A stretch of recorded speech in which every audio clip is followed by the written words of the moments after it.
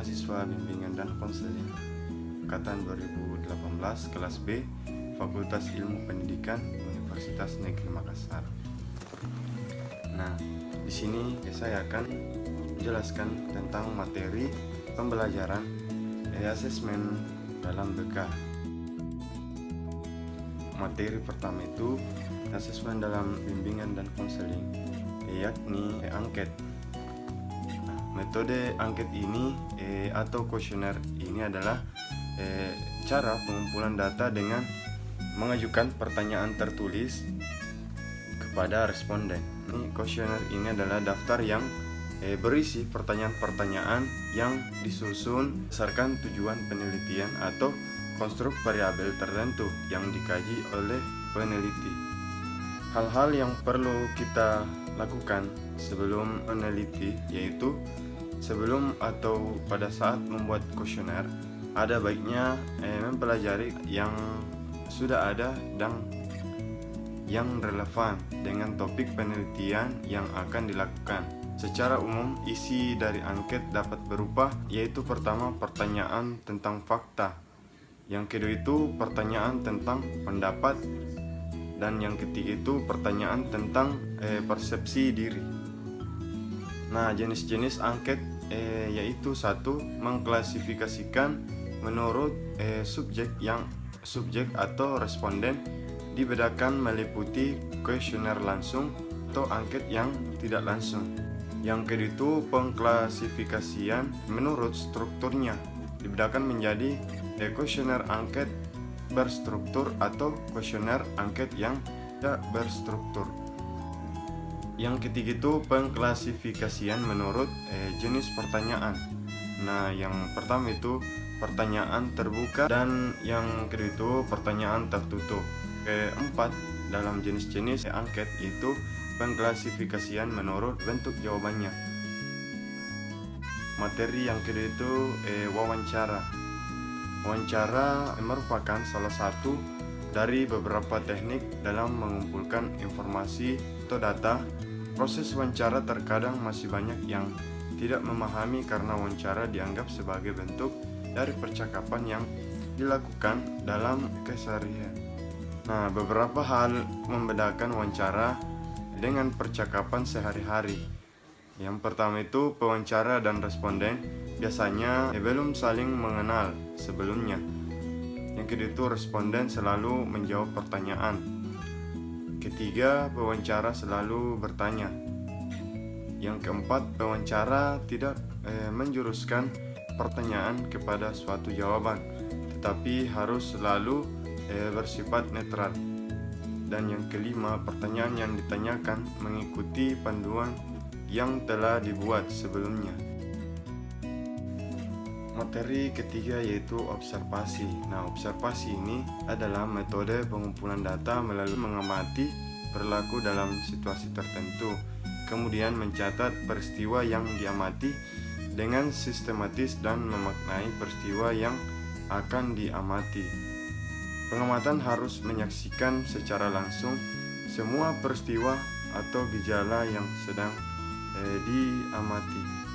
Tujuan dari observasi adalah untuk mengetahui tingkah laku secara mendalam dan mendeskripsikannya secara individual. Materi yang keempat yaitu sosiometri. Sosiometri ini adalah metode pengumpulan data tentang pola dan struktur hubungan antara individu-individu dalam suatu kelompok. Tujuan dari sosiometri yaitu untuk melihat dan memahami individu khususnya dalam bidang sosial, mengetahui status sosial anggota kelompok menurut pandangan anggota kelompok yang lain. Kegunaan sosiometri yang pertama itu dasar atau bahan pertimbangan untuk menyelenggarakan jenis layanan tertentu, dan yang kedua itu penetapan serta layanan. Yang ketiga adalah isi layanan. Materi yang kelima yaitu biografis. Metode biografis merupakan cara memahami individu dan mempelajari ungkapan pikiran dan perasaan individu terhadap dirinya dan lingkungan melalui catatan yang ditulis dia sendiri dan atau ditulis oleh orang lain. Bahan-bahan biografis yang banyak digunakan untuk memahami individu adalah biografi, autografi, buku harian, kenang-kenangan masa muda, dan case history.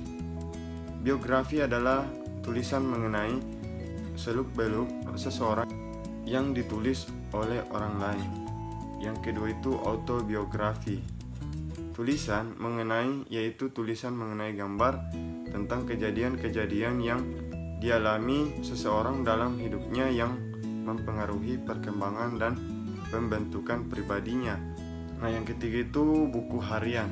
Buku harian ini biasanya ditulis oleh seseorang untuk memberikan sumber data yang sangat berharga keperluan pemahaman individu. Yang keempat itu kenang-kenangan masa muda. Kenang-kenangan masa muda ini yaitu sumber memahami individu untuk menuliskan dibuat oleh remaja untuk mengingat kenang-kenangan yang dilewatinya setengah umur untuk memahami individu. Nah, yang kelima yaitu case history. Case history sebenarnya merupakan penggunaan berbagai sumber biografis untuk keperluan analisis suatu gejala. Materi kita yang keenam yaitu inventory tugas perkembangan. Inventory tugas perkembangan adalah instrumen yang digunakan untuk memahami tingkat perkembangan individu. Dengan mengetahui perkembangan individu, diharapkan konselor memiliki kesadaran bahwa program dan layanan bimbingan dan konseling harus berdasarkan pada kebutuhan dan perkembangan individu. Perkembangan inventory tugas perkembangan memiliki 7 tingkatan, yaitu tingkat inklusif, tingkat perlindungan diri, tingkat konformistik, tingkat sadar diri, tingkat seksama, tingkat individualistik, dan tahap otonomi. Ya, kita lanjut ke materi yang ketujuh, yaitu alat ungkap masalah umum. Nah, alat ungkap masalah umum ini adalah merupakan salah satu jenis teknik non-tes yang digunakan oleh konselor untuk mengungkapkan masalah-masalah umum yang dialami oleh konseli. Alat ungkap masalah umum merupakan alat ungkap masalah yang dibentuk 5 format. Format 1 untuk mahasiswa, yang format kedua SMA, format yang ketiga untuk SMP, dan format keempat untuk SD, format kelima untuk masyarakat. Materi kita terakhir yaitu alat ungkap masalah PTSDL.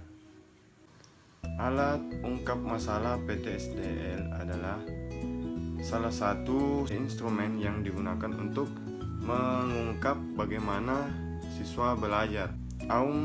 PTSDL sebagai alat ungkap masalah sederhana dan mudah digunakan untuk mengkomunikasikan mutu dan masalah konseli kepada personel yang membantu atau konselor. Tujuan PTSDL itu sendiri yaitu mengungkapkan masalah-masalah secara khusus yang berkaitan dengan upaya kegiatan peserta didik di sekolah, di rumah, ataupun di tempat lainnya, dan oleh karena settingnya berkaitan dengan proses belajar di sekolah.